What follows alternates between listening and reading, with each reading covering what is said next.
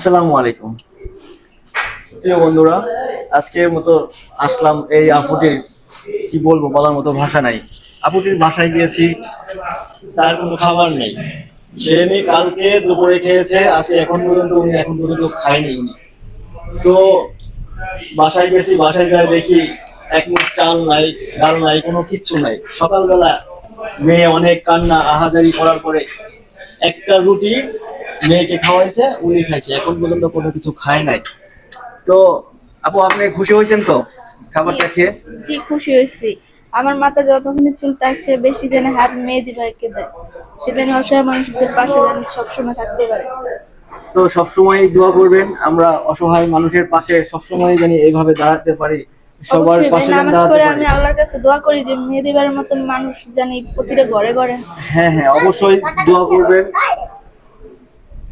সবার জন্য দোয়া করবেন। জি আর প্রিয় ফেসবুক ফলোয়ার্স ভাইরা, সবাই এই ভিডিওটা সাপোর্ট করবেন, শেয়ার করবেন, কমেন্ট করে এই অসহায় মানুষের পাশে দাঁড়াতে পারি, যেন আরো যেন ভালো কিছু করতে পারি, ভালো কাজ করতে পারি। এই জন্য সবাই সাপোর্ট চাই। ভালো থাকবেন, সুস্থ থাকবেন। আল্লাহ হাফেজ।